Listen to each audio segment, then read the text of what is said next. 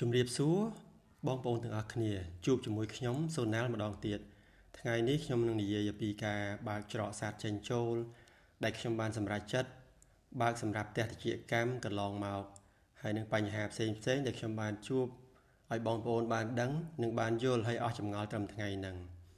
ហើយបើបងប្អូនមើលវីដេអូនឹងហើយនៅតែអត់ទាន់យល់អត់ទាន់បានឆ្ងល់បងប្អូនអាច call សួរអាចឆាតសួរខ្ញុំផ្ទាល់បាន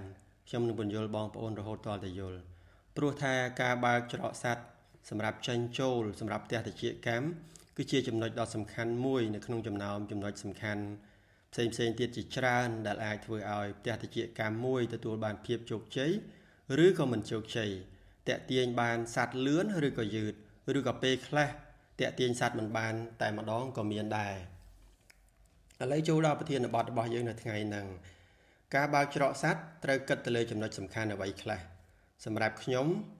ពេលដែលបើកច្រកសត្វផ្ទះតិចកម្មខ្ញុំពិនិត្យទៅលើចំណុចសំខាន់ចំនួន5ចំណុចទី1គឺទិសនិងទម្រង់ដីរបស់យើងមានន័យថាយើងត្រូវសង់អគារឲ្យសមជាមួយនឹងទម្រង់ដីរបស់យើងសិនរួចទើបអាចសម្រេចចិត្តថាតើគួរបើកច្រកសត្វទិសខាងណាល្អ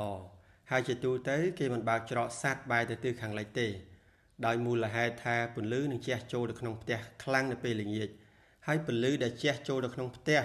ក៏ធ្វើឲ្យសីតុណ្ហភាពនៅក្នុងផ្ទះនឹងឡើងខ្ពស់ផងដែរដែលធ្វើឲ្យសត្វត្រចៀកកម្មវាអត់ចូលចិត្តរស់នៅទេ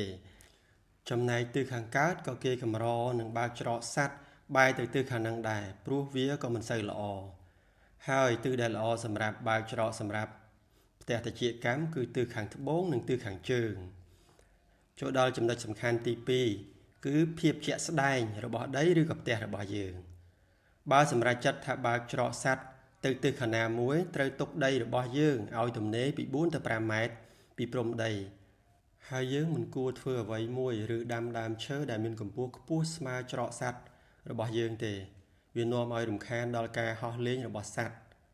ហើយបើច្រកសត្វចូលនៅគៀកព្រំដីគេពេកពេលដែលគេសង់ផ្ទះខ្ពស់នៅថ្ងៃក្រោយ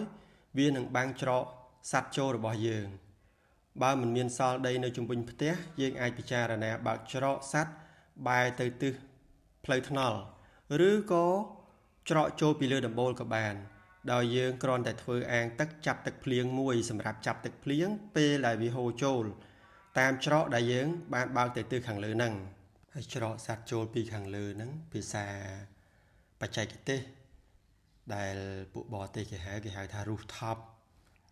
ឥឡូវយើងចូលដល់ចំណុចសំខាន់ទី3ថាតើយើងគួរបើកច្រកទំហំប៉ុណ្ណាដែលស័ក្តិសមជាមួយនឹងផ្ទះរបស់យើងទំហំកាន់តែធំកាន់តែល្អឬក៏ទំហំកាន់តែតូចកាន់តែល្អធៀបពិតបើសម្រាប់ខ្ញុំការកំណត់ទំហំច្រកសត្វចូលវាអាស្រ័យទៅលើទំហំអគាររបស់យើងបើផ្ទះយើងតូចចំនួនសត្វដែលផ្ទះយើងអាចផ្ទុកបានមានចំនួនតិចយើងកុំបើកច្រកធំពេកព្រោះវាធ្វើឲ្យពលឺជះចូលទៅក្នុងផ្ទះយើងខ្លាំងនាំឲ្យខាតកន្លែងសត្វធ្វើសម្បុកហើយសត្វក៏អត់សូវចូលចិត្តនៅដែរតែបើផ្ទះយើងធំចំនួនសត្វដែលផ្ទះយើងអាចផ្ទុកបានមានចំនួនច្រើនយើងត្រូវបើកច្រកឲ្យរាងធំបន្តិចបើច្រកតូចពេកថ្ងៃក្រោយពេលមានសត្វច្រើនសត្វហោះចូលអត់រួចសត្វហោះចូលអត់ទាន់អញ្ចឹងវាអាចផ្លាស់ទីទៅនៅផ្ទះផ្សេងទៅនៅក្បែរហ្នឹង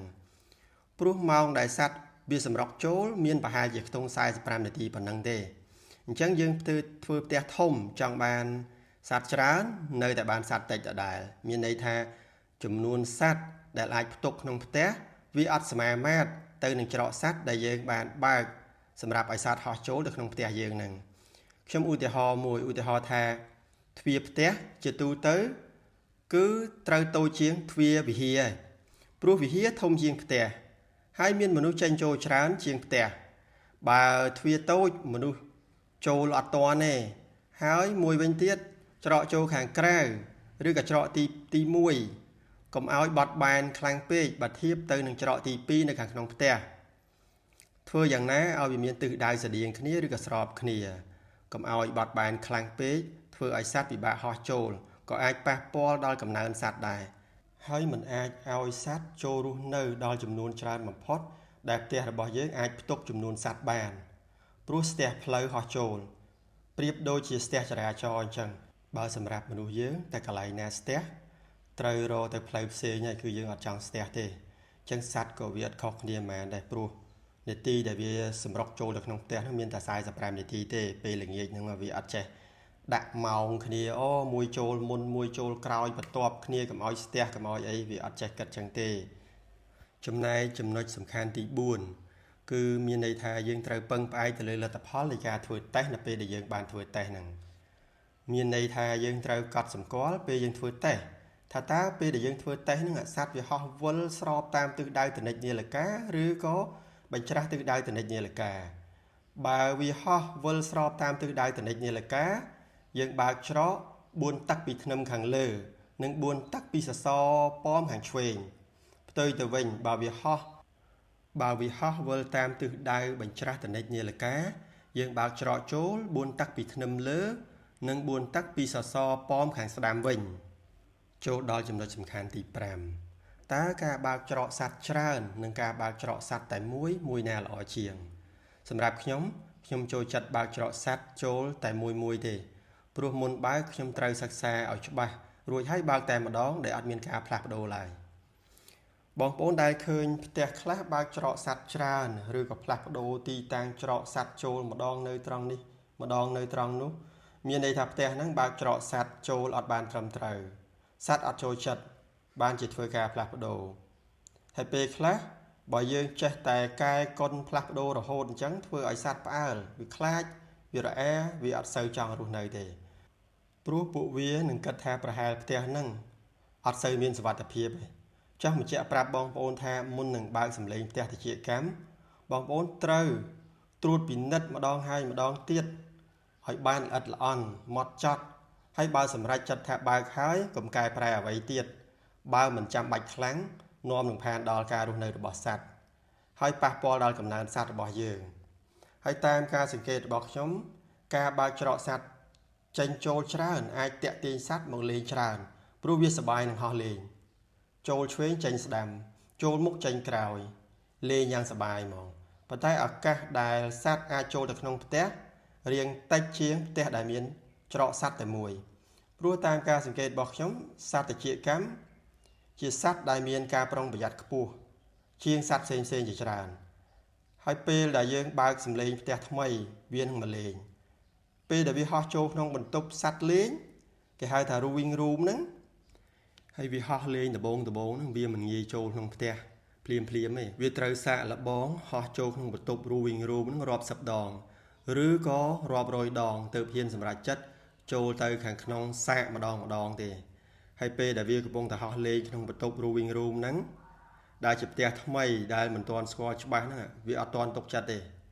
ស្របពេលដែលវាឃើញច្រកមួយទៀតដែលនៅនឹងមុខវាហ្នឹងស្រាប់តែវាក៏ហោះចេញវិញភ្លាមតែម្ដងហើយនៅហោះលេងចេញចូលនៅហ្នឹងមកសបាយតែបើធៀបទៅផ្ទះដែលមានច្រកសัตว์ចូលតែមួយពេលដែលវាហោះចូលទៅក្នុងបន្ទប់ rowing room ហើយបើវាចង់ចេញវិញវាត្រូវហោះលេងមួយជុំឬក៏ពីរជុំសិនទើបវាអាចមានឱកាសហោះចេញក្រៅវិញបានពេលហ្នឹងហើយដែលជាឱកាសមួយដែលអាចធ្វើឲ្យវាឃើញច្រកសัตว์ទី2ដែលជាផ្លូវដែលអាចហោះចូលទៅខាងក្នុងផ្ទះរបស់យើងបានអញ្ចឹងការសម្រេចចិត្តបើកច្រកសัตว์ចេញចូល1ឬក៏2ឬក៏ច្រើនជាការសម្រេចចិត្តរបស់បងប្អូនរៀងៗខ្លួននោះទេព្រោះនេះវាគ្រាន់តែជាបទពិសោធន៍ដែលខ្ញុំទទួលបានពីការសង្កេតជាក់ស្ដែងផ្ទាល់ខ្លួនរបស់ខ្ញុំប៉ុណ្ណោះតែខ្ញុំមិនមានន័យថាផ្ទះដែលបើកច្រកសัตว์ចេញចូលច្រើនទាំងអស់សុទ្ធតែមានសัตว์តិចឬក៏មិនជោគជ័យនោះទេព្រោះនៅមានកត្តាផ្សេងជាច្រើនដែលធ្វើឲ្យផ្ទះតិចកម្មមួយទទួលបានភាពជោគជ័យបាទហើយឥឡូវនេះយើងក៏ដល់ទីបញ្ចប់ទៅត្រឹមនឹងសិនក៏សូមអរគុណដល់បងប្អូនទាំងអស់គ្នាដែលបានមើលវីដេអូនេះហើយសូមជួយចែករំលែកវីដេអូនេះទៅកាន់បងប្អូនផ្សេងទៀតឲ្យបានយល់បានដឹងពីការចិញ្ចឹមសត្វតិចកម្មផងបើទោះជាពួកគាត់គឺជាអ្នកចិញ្ចឹមតិចកម្មឬក៏មិនចិញ្ចឹមតិចកម្មក៏ដោយប៉ុន្តែគ្រាន់តែថានេះគឺជាចំណេះដឹងមួយដែលយើងគួរតែចែកចាយដើម្បីឲ្យបងប្អូនយើងនឹងគឺបានដឹងកុំឲ្យគេនិយាយអីយើងអត់ដឹងអីសោះបាទហើយក៏សូមអរគុណហើយសូមជម្រាបលាយើងជួបគ្នានៅវីដេអូក្រោយទៀតបាទអរគុណច្រើនសូមជម្រាបលា